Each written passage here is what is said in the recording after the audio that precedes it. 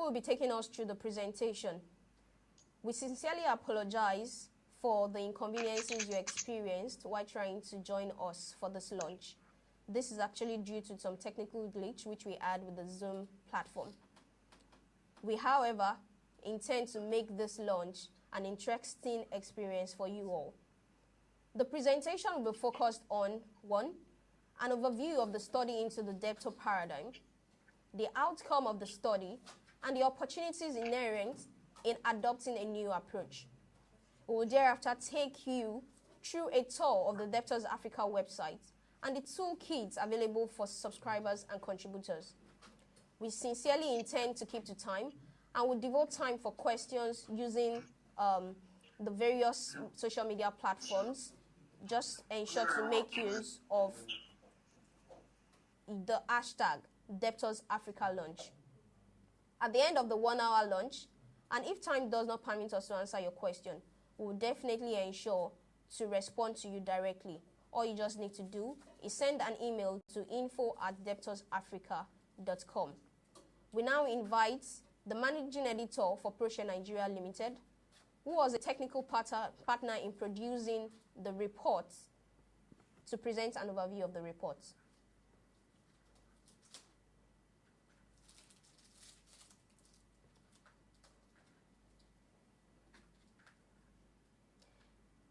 Hello, Teslim, can you hear me?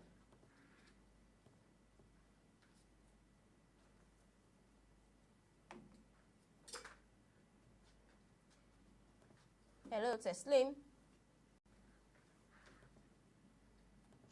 Hello, can you hear me? Yes, I can. Over to you. Right. We would like to know more about the debtors report. Great. The debtors report was both a challenge and a discovery. We started the report at the beginning of September in 2019, and we ended it sometime towards the end of March 2020. When I look back, I look at the amount of work that went into it and the sleepless nights that were involved. I must say that the discovery part of the experience was very deep.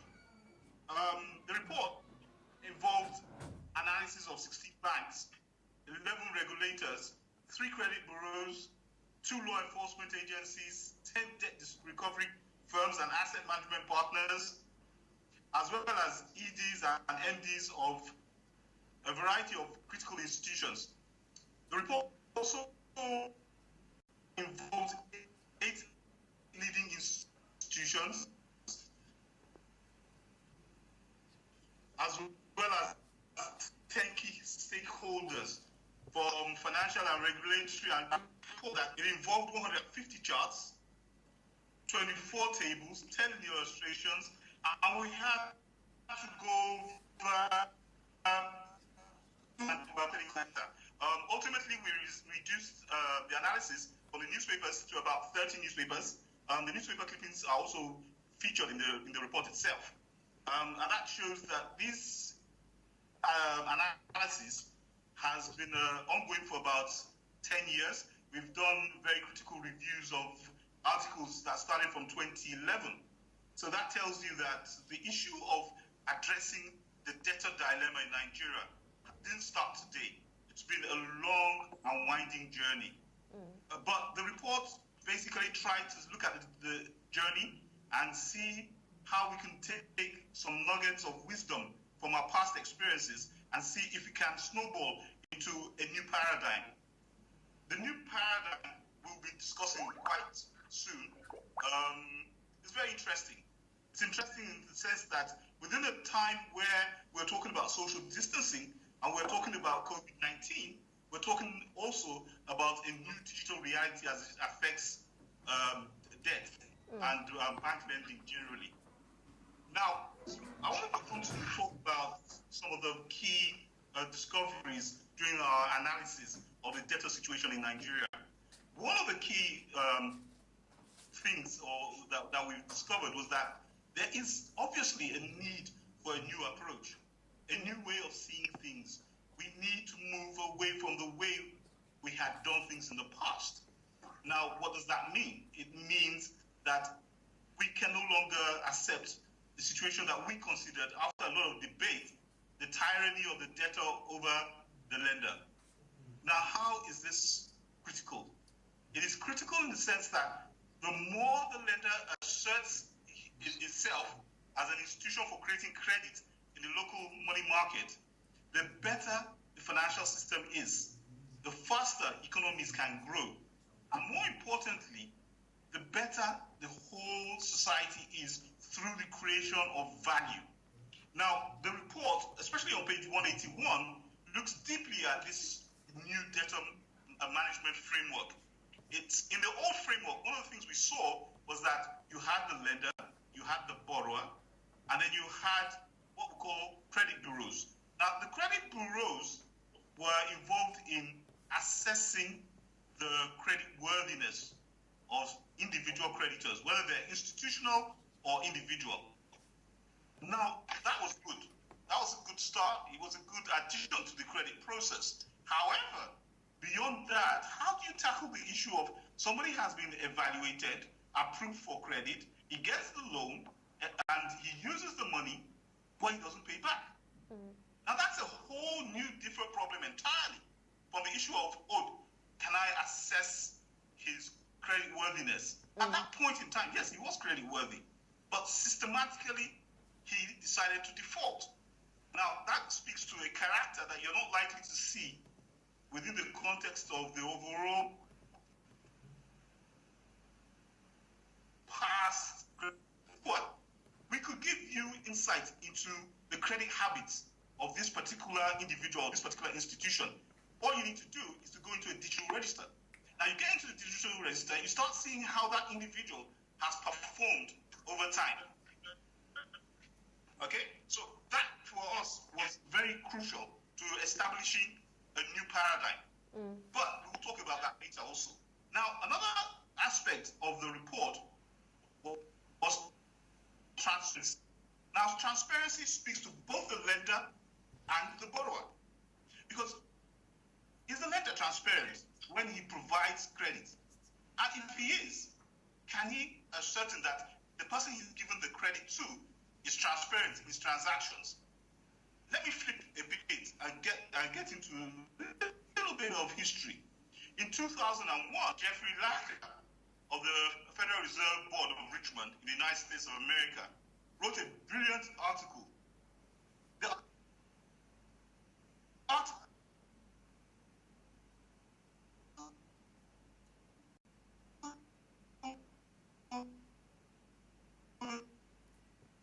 the economics of financial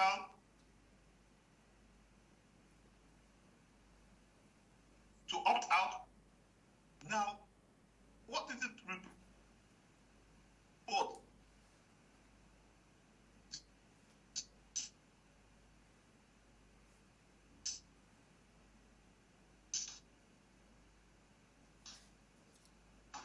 Because mainly, it looked at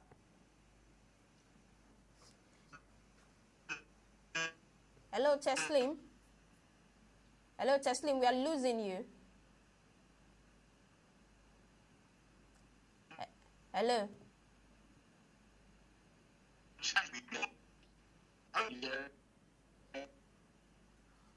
Hello, we can't hear you clearly anymore. Okay, you can continue now. Oh, okay. Go ahead, please. Yes. Okay, great. So, like I said, one of the major problems that the credit system has had hitherto has been the issue of transparency. Transparency on the part of the lender and transparency on the part of the borrower. Correct. There has been a dominance of the debtor or the borrower over the lender. Because the borrower knows his or their intention concerning a loan. The lender doesn't. And we now discovered that there is a need for us to do scenario analysis and decide what aspect of the lending process becomes critical for decision making. Now, let me put it simply as I can. What we did was to develop a quadrant. And in this quadrant, what we said was that, look, we need a transparency quadrant. And this transparency quadrant addresses the issue of whether a debtor will default, whether he will not default or she will not default. And then what we did is this. We looked at willingness and ability. Those are the two key things. Now, you could have a debtor that has ability but doesn't have willingness to pay back. You could have a debtor who does not have ability but has willingness to pay back. You could have a debtor who does not have ability and also does not have willingness to pay back. Now, these are critical issues. In the debtor's report, what we decided was that, look, once if you have ability and you have willingness, we don't have a problem with you. That's not a problem at all to the lender. And we also said, okay, supposing you had willingness, but you have inability. Maybe, for instance, a COVID-19 happens. It's an unusual event. It's a black swan. What do institutions do in a situation where a borrower has the ability but lacks willingness? For us, that is the most important thing. You have the ability, but you don't have willingness. Now, if you look at the report also takes a look at a deep dive into, especially on page 180, into the kind of borrowers we've had in the system. If you look at the top 10 delinquent borrowers for virtually the 16 banks that we analyzed, they were the big names. They were either big as politicians or they were big as businessmen. And the issue now became, hey, if these guys have capacity, what is the problem with willingness? In the past, one of the ways we've treated that is to say, okay, these people are too big to tackle. Now, at the point CBN said, no, we won't tolerate such a situation. So what we are going to do is to name and shame. We will name these individuals and we will shame them into paying back. Their names were published in newspapers and their names were broadcast over digital, non-digital means like the televisions and radio sets. But over the past 10 years, we found out that it hasn't really worked. The Nigerian airline has developed some sort of a thick skin about naming or even shaming. So if that doesn't work, do we fold our hands and just throw our hands up and say, you know what, that's it, we can't do anything about it? But the process of writing our report, we decided that no, perhaps there is something we can do about it. Let's identify why naming and shaming doesn't work. So in the report, we do an analysis and say, well, naming and shaming may not be the way to go because, I mean, how do you shame a man who's shameless? Or how do you shame a woman who's shameless? She doesn't have a sense, or he doesn't have a sense of shame in the first place. So those platforms and methods may not work. We were commissioned by Debtors Africa to write this report. But interestingly for us in ProShare is that over time, over the past 2 to 3 years, we've noted that some individuals have actually come to the company and requested that we remove their names online. We weren't mentioned as debtors. They were just simply mentioned as people who had challenges financially. A couple of individuals have come severally to say that, okay, this story is old, it's 11 years old, but it's affecting our businesses. We said, hey, wait a minute.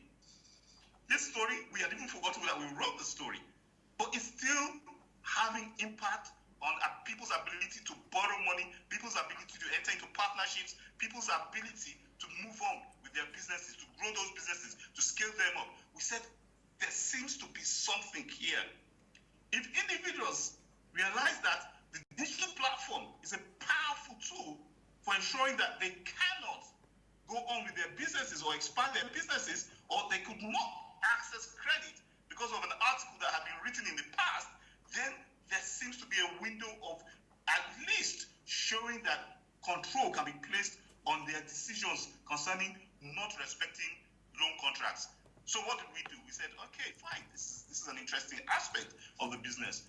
Debtors Africa came in and said, you know what? This discussion you're having could really, really be translated into a platform that could compel through suasion borrowers. And we're talking about delinquent borrowers. We're not talking necessarily about those borrowers who, like I said, they have a capacity and they have a willingness to pay. Or those borrowers who have a willingness but do not have a capacity. These are not the problem. These are not the problem borrowers. The problem borrowers are those who have capacity, but they still don't want to pay. So it's a character problem. So we said, okay, fine. Since we found out that some of them are scared about having a record that frustrates their ability to grow their businesses, let's turn this into a tool. Because what we're emphasizing now is a toolkit to ensure that these debtors are permanently digitally recognized and their bad behavior, good behavior is reflected in digital register. So what that means is this: the report looks at, on page 4 of the report, for instance, it looked at the non-performing loans of the banks. We deconstructed loans, a particular type of individuals within those businesses.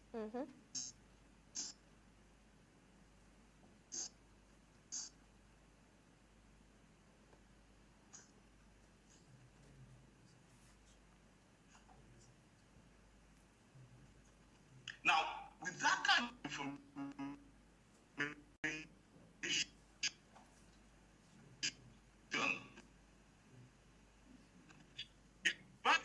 this kind of business, these kinds of individuals, because the directors are there, so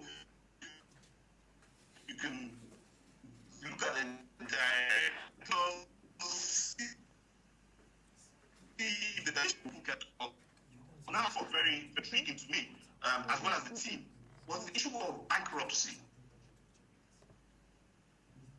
requirements. Now, these things we decided to take care of in page 150 of the report, where we looked at the law at its current state, and we looked at how the system currently tried to address this problem. In 2010, 2000.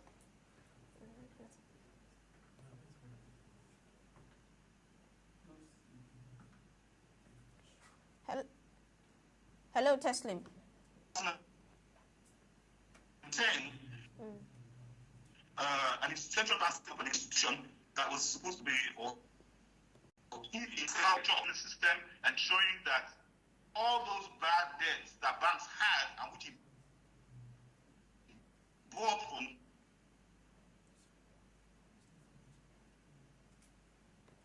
So in order to do that, like I had said earlier, we decided to engage in discussions with at least 10 asset management companies, or what AMCON calls asset management partners, to see whether they've had challenges in recovery. Now, the details are actually spelled out in the report.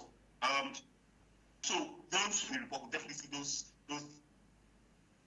details there, interesting aspect of the report. And what I'm saying is interesting is that we got feedback from very senior people who are associated with the various regulatory agencies concerning this aspect of debt recovery. Okay? Okay, Teslim. Teslim.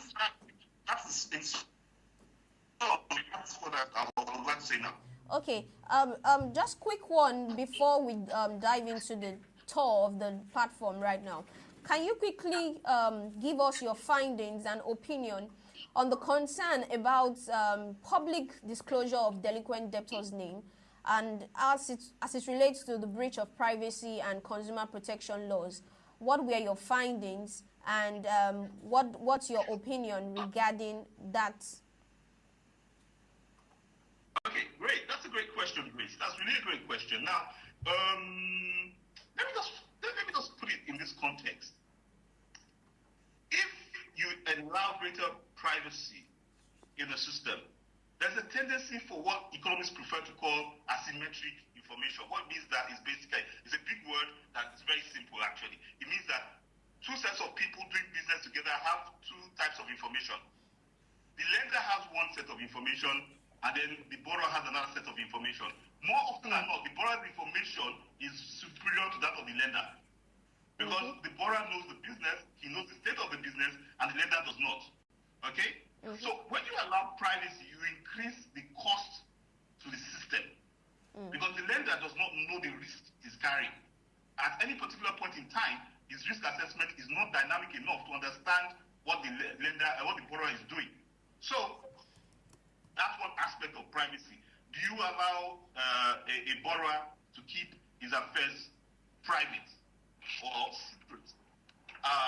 Well, that was a major issue with the report.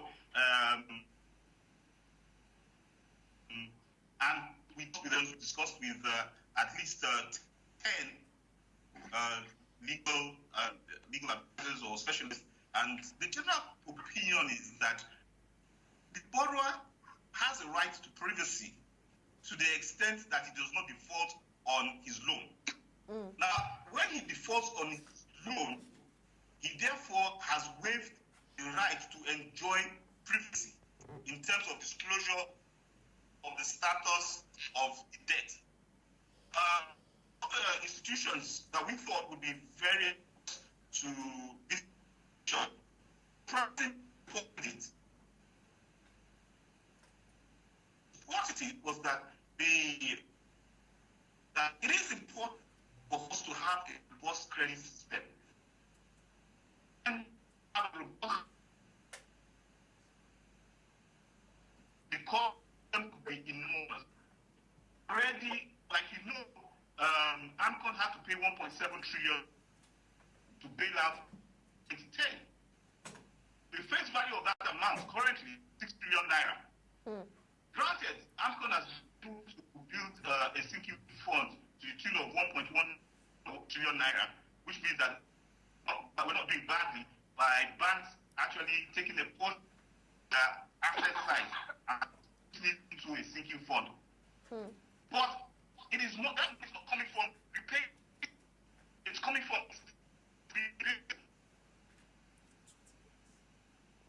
profits. I'm putting there are recoveries. And that's what the problem is. The system still, as it is today, does not make the adequate recoveries to build in integrity into the borrowing process. When the process still be weak, has required tweaking. The question of privacy. I want to on the I want to point in favor of what has been done in the United States. Well, yeah, you've got every entitlement to your privacy. But before, once you default, it is important that you come, you come clean, and that's one of the things I think will actually facilitate. All right, thank you very much, Teslim. We would encourage everyone to read the reports. It's available on the Debtors platform right now. All you just need to do is subscribe to the platform and you have access to the full report and you get more insights, which Teslim has mentioned. Now is the time we're waiting for, the unveiling of the Debtors Africa platform. I'm going to yield the floor now to Bayo from Canada to take us through the technology, the imperatives, and this toolkit. How is it going to actually help in this new approach that has been identified, and what would be the benefits to creditors who essentially want to get their debts recovered right now? Over to you, Bayo. Yes, thank you very much, Grace. Can you hear me? Very well. Hear me? Yeah. Very well. Thank you. Good afternoon. It's still morning here. And first, I'd like to thank everybody who's joining us. Thank you very much. I know it's a Sunday, and we appreciate you being here on the unveiling of the Debtors Africa platform. Secondly, I also would like to just mention that I apologize for the initial technical glitch. We had a Black Swan event. Zoom had an outage around the world today. But however, nothing is going to stop us from doing this today. So thank you very much for your time.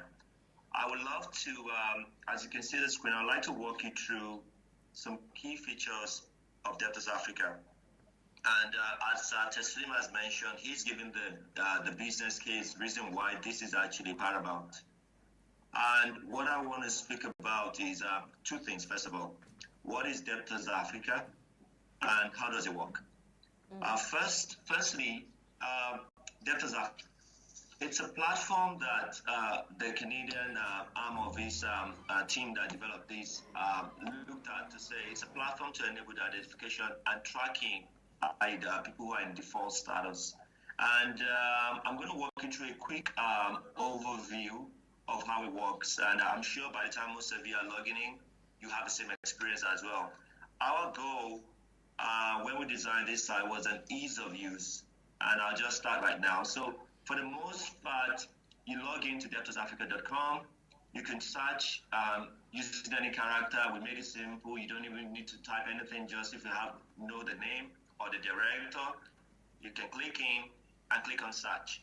Once you start searching, it would come back to you with some names. In this case, it returned the name of a debtor, and it showed that the case is in court.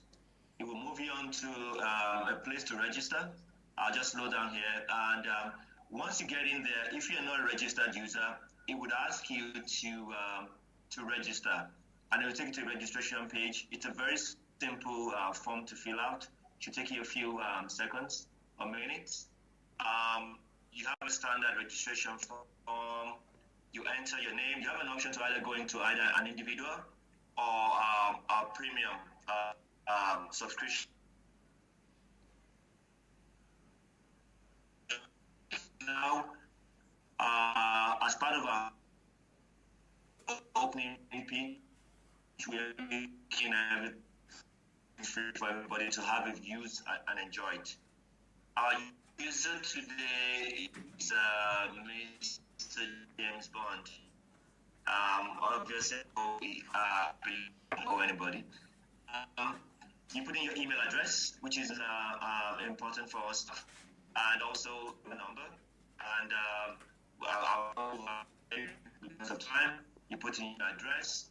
And for the funds are Manchester there by default. So access the address, and that's all. You go into, and then finally you click on this. I'm not a robot, and you're good to go. And then see this was a wonderful report that Tesla mentioned earlier. I believe that's just the first way to go in there and look in. Once you've now logged in right now, it allows you to get into the back end of a website. You can start searching. You can start seeing more information about the debt position and get into the site to see what's. So now the second item I'm going to speak about right now is so you've logged in, you've registered, so what? The way the site was designed was around two things. We wanted to have a platform, a subscriber-facing portal that was easy to use, and my colleague Yuri, who is in Canada with me as well, think more around those areas. But we had two things in mind: simplified subscriber-facing portal that is easy to use, and also a very sophisticated backend. What this backend does is to provide financial institutions with the ability for more additional information, for them to get more insight into the debtors, to understand the status of the debt, what is happening. So I'm going to give you an example right now of what it's like. Once you log in,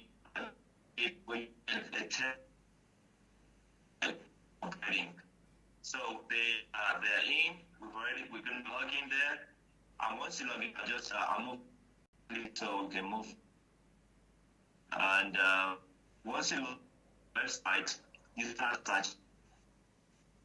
I'll run to you a company called Breading. And after that, it will show you amount owed, its negotiation, a tracker. I'll speak this tracker. I think it's one of my key features. The two a bit of machine learning built into it, ability to understand what action and it's related to this debt. Is it in a court case? What are the other additional information required about the debt? Also, we also have a way to link directors. However, if a director is owing in different areas, we have a way of actually knowing if this director has also been on a board or a company that also owns somewhere else. So we have, we can see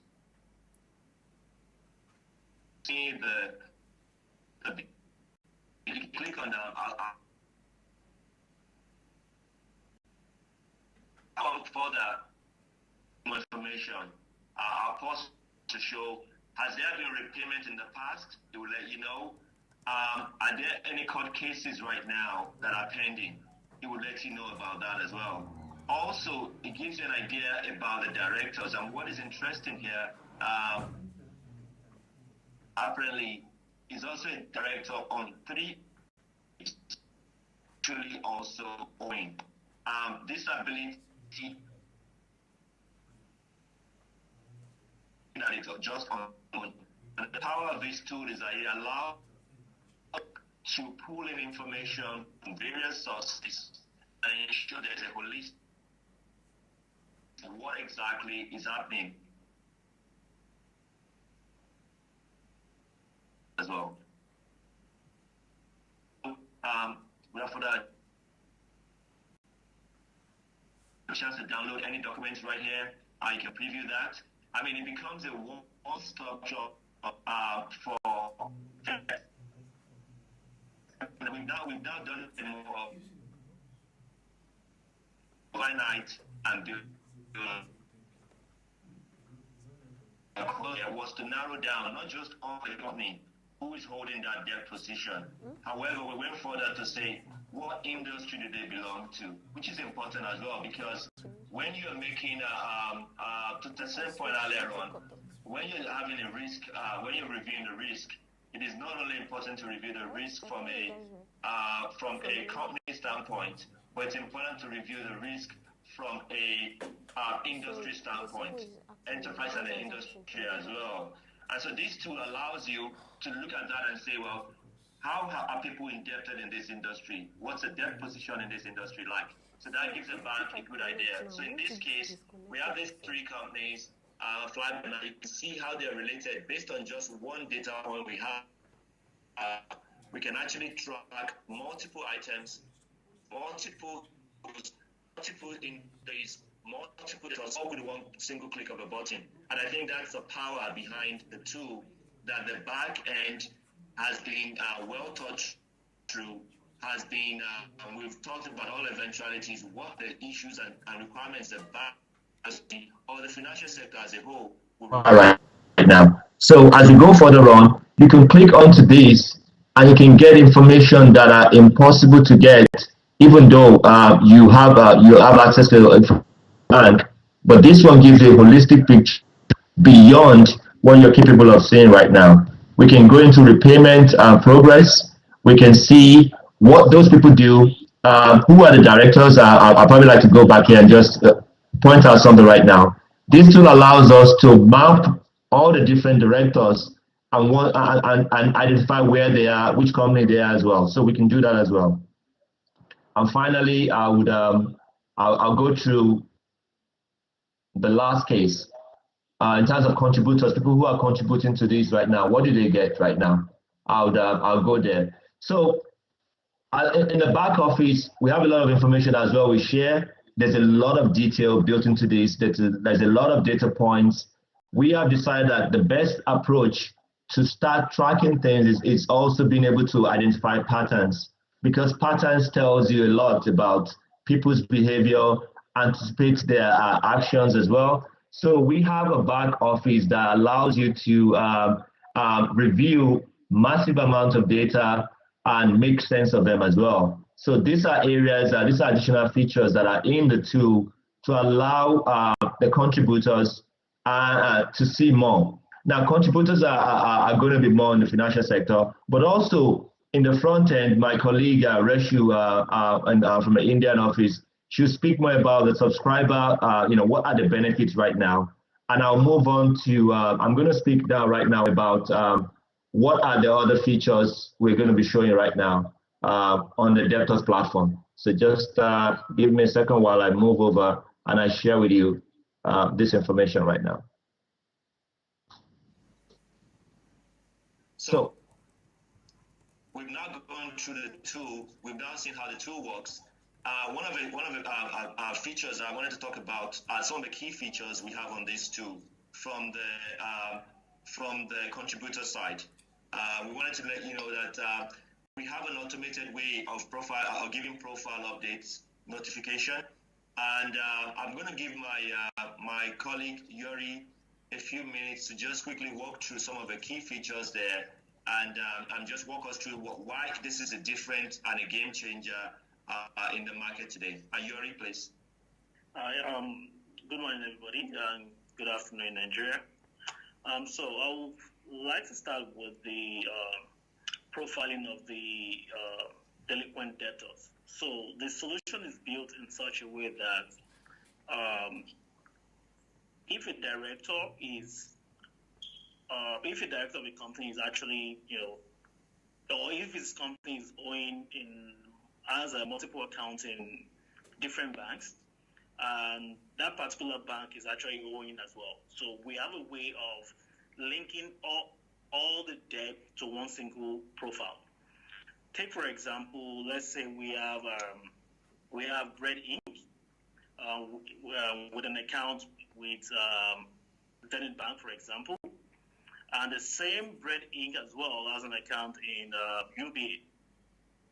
If the account in UBA, if it's delinquent or there has a bad debt there, and also probably they're able to manipulate the system and they're able to secure a loan or a security with UBA, we have a way of linking those two debts together, and also link all the directors that are involved in that transaction together. So in that way, we're able to see from testing point in the integrity of the people behind the company, and not only that, the integrity behind the company that is also seeking the loan. So we've done this in a way that we're able to track all the transactions done so far. Not only that, let's say, for example, there have been, at some point in time, debt goes bad and they've been in court. We've tried as much as possible to do it in such a way that we can link all necessary documents, let's say legal documents, repayment documents, and link all of them together and track them. And this is quite important because let's say we have a prospective entity that want to do business with that company. Can you guys hear me? Very well. Yeah. Yeah. Let's say we have a prospective company offshore that want to do business with that specific company. These two afford them the ability to actually check the history, not credit history right now, but the debt history of not only the company, but also the individual, the sponsors of that company can see the debt history and to see if this particular gentleman or this particular company has an integrity, so to say, when it comes to the issue of, finance. And that is very, very key for us in the sense that we notice that these has been the normal norms all over, especially in Nigeria. I'll move slightly over to issue of data privacy. We understand the fact that security and data privacy is a big deal. So right from day one, when developing this platform, we ensure that issue around data privacy is taken care of. For example, you will notice that all the information that in the public space, when you log in or once you log in, are information that they already have. There is no information like a PII information or PHI information or information that can cause harm to either the director themselves or to the company itself. For example, RC number is something I think anybody can get in Nigeria. People who have a plaque in their office and show the RC number. Some people even put the RC number on the complimentary pack. However, we've gone a step further, not to even show that. But however, those information are critical for us to have as part of the information. So when it comes to the issue of data privacy, we ensure that we do not only implement a miniature version of the GDPR, but also the Nigerian version of data privacy and compliance I think it was locked or something like that. And also, what we've done again is to ensure that right from the moment you get onto the platform, we ensure that the data connection between the subscriber and us is encrypted, meaning that the whatever you're doing on that particular platform is actually secured. Right from the day one, we decided we're going to support the latest version of TLS Connection from both the client side to the subscriber, or from the contributor side, in this case, probably the bank or any entity that stands as a contributor that want to send us information to put on the platform. So, from the security perspective, we have a secure connection across board. And also, every transaction on that site, we have an audit trail. Let's say, for example, we have what we call a role-based access control built in from day one, meaning that whoever is doing work on that platform is tracked in real time. Let's say, for example, we have a request from the bank that they want to update a particular transaction. Let's say a bank A, or let's say Bread Inc., for example, has done something and they want to update their profile. We built it in such a way that the contributor operator needs to send an approval request to his boss, and his boss will actually approve that transaction before we allow that particular transaction to get onto our platform. The reason why that is important is that because we do not want any non-reputation issues, meaning that how do we get this information in the first place? Who approved this information? We can track up to the point of when someone actually logged on onto that platform. And also, this solution is built in such a way that there's a lot of machine learning and AI involved, a lot of intelligence involved in this report, or on this particular platform. And one of the interesting things is that we've been able to segment delinquent debtors by sectors, and also we've done it in such a way that we can actually predict what is going on that side, or we can actually predict. We can use the pattern to predict if a typical loan can become delinquent or not, based on the set of data that we currently have right now on the platform. So all of this put together afford us to do a lot of predictive analysis in terms of what is the probability of a debt becoming delinquent, or what is the probability of a debt becoming bad. That is just a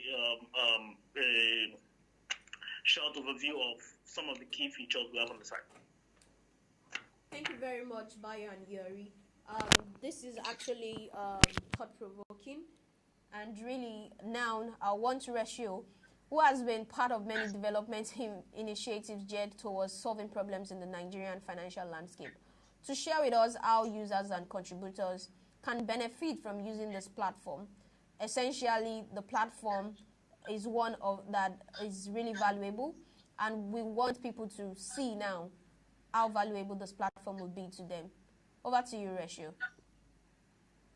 Okay, Bayo, can you please just share this presentation so that, though you have covered most of the aspect, but then I would just like to show the users that how this platform is so easy for them, just to subscribe, and then what are the benefits of the platform. I'm sharing the screen right now, Ratio. Yeah, sure, Bayo. Okay, so basically, the first thing in our mind before the development was we have to keep the site very user-friendly. So first of all, since it's a subscription-based portal, and we have tried to make the subscription in just 7 steps, you will be able to subscribe to the platform very easily. You will just have a simple form, as Bayo has shown, just basic details needs to be filled. But one thing which is a little bit different is whether you are an individual subscriber or a corporate subscriber. So if you have a corporate account, if you are opting for the corporate account, then you can add more number of users to the portal. And then apart from that, just basic information like email, address. When you key in the information, you will receive the email, and then just click on the link on the email, and then you are there and you can subscribe to the platform. That's so easy to subscribe to the platform. Now, moving on to the direct benefits which the subscribers will get from this platform is like, the kind of, the data mining features which we have tried to inbuilt in the platform. So basically, you can try, to search from various criterias. Like, for example, you can search like from the name of the company or the name of an individual or the name of any particular director. If you want to search like between the dates, like, okay, between two particular dates, like you want to search the dates, or you want to just have a look about the sectoral information. So just for that particular sector, you will get to know that, okay, what all dates are there. So you can identify any of these fields while you are searching for any kind of bad debts. Now, for example, you chose that, okay, you want to have a look at the name of the company, and then you are searching. Once you have clicked on that search, you will get to know like more information about that particular debt. For example, what the amount of debt which is owed. Like, what are the type of loans? Like, what kind of loan is that? Like, has that loan been negotiated? And then if that loan is negotiated with the bank or any other institution, then what is the amount owed right now? So there are various other information which you will get when you will search for any particular information.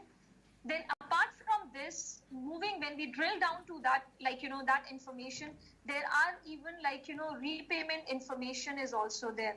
And then as Bio, explained that tracker is a very important aspect in the platform, because from that tracker, you will be able to identify that, with that particular company or an individual, which other directors are being linked to.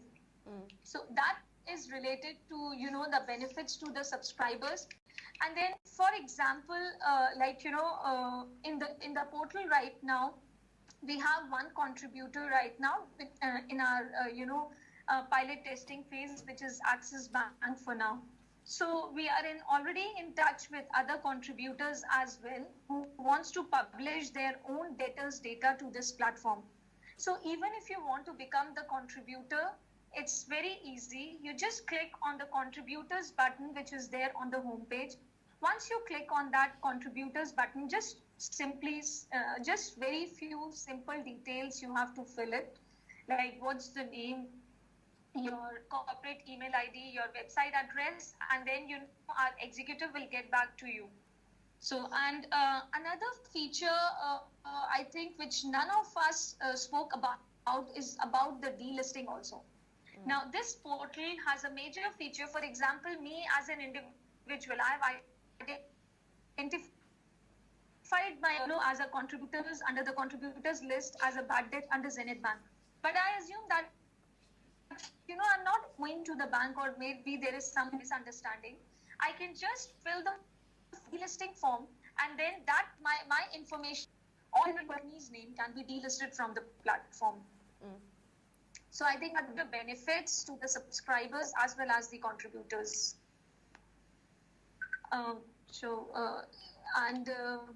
Over to you, Grace. Okay, thank you very much, Rachel. Going back quickly to the delisting. So it means that you as Debtors Africa cannot delist the platform. Cannot delist a debtor's name from the platform.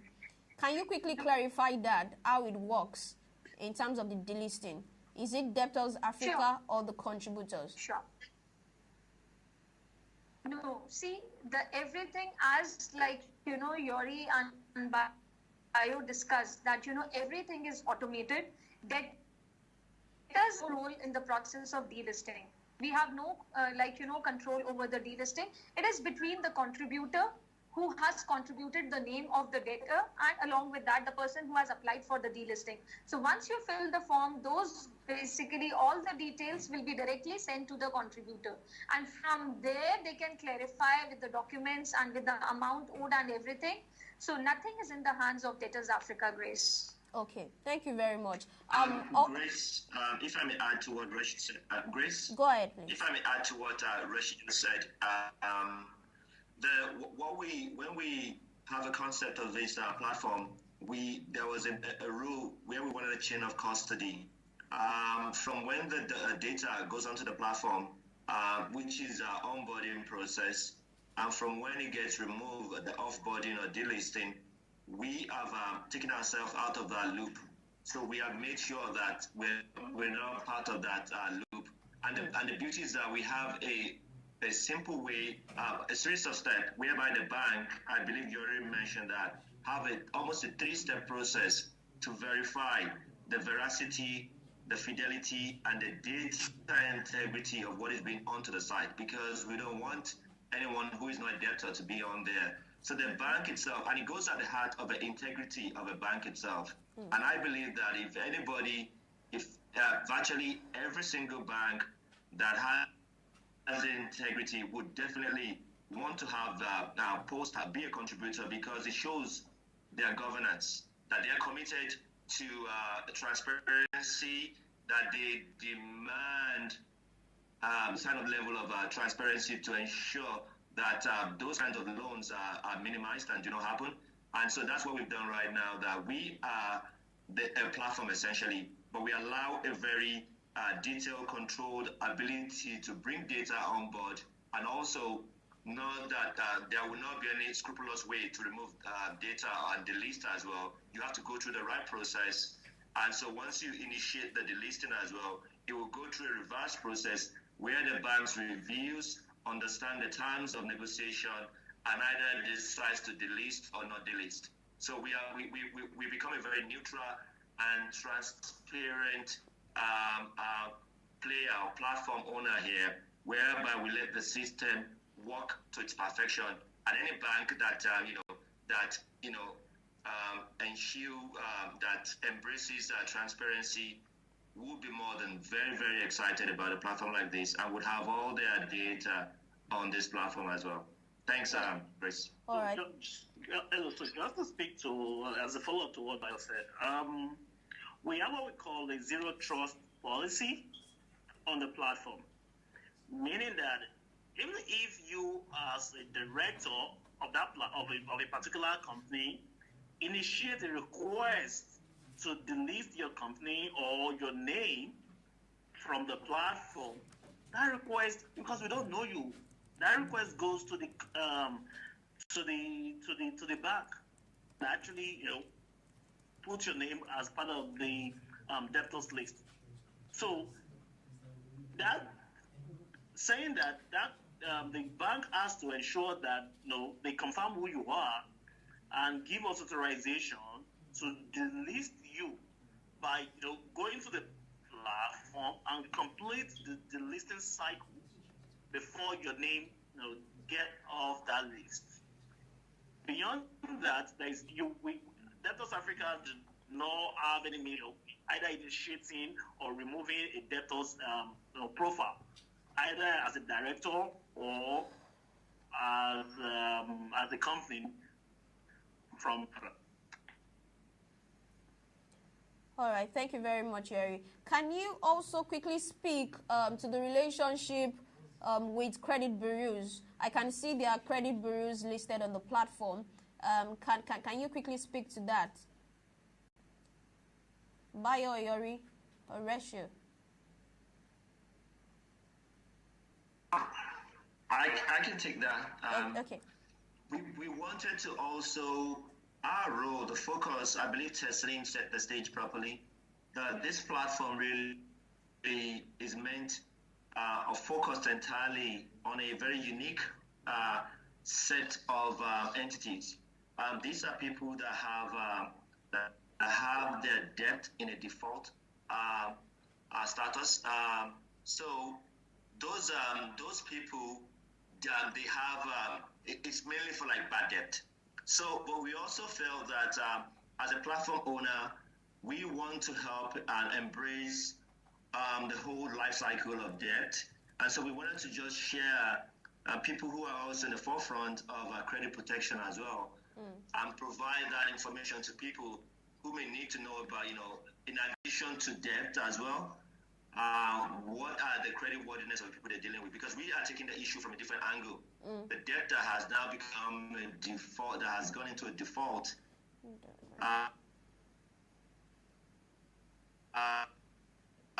Credit is set. Look at the problem from a different angle. The credit bureau are our partners in this program as well, and we are very happy to promote the activity as well, because we're quite different from what they're doing. All right. Thank you very much, Bayo, Yori, and Ratio, and also to Teslim. I've promised that we are just going to spend about 1 hour, and questions that are coming in, would endeavor to respond to them via email. It has been an insightful and thought-provoking section today, and it has really opened the vista into what is possible and how firms can help build the system we desire through a collaborative approach. Thank you so much for your time. Thank you to all that joined in despite the challenges earlier. And for me, I know this platform is dedicated to the number of entities and individuals that have put in their time over the years tirelessly to ensure that we have a more desirable financial services sector, one that remains functional, one that brings to bear all that is necessary, and essentially for us and for creditors to be able to recover their debts and also to manage their debts effectively. Thank you once again, everyone, for joining in. We appreciate your patience. We appreciate your understanding. And like I mentioned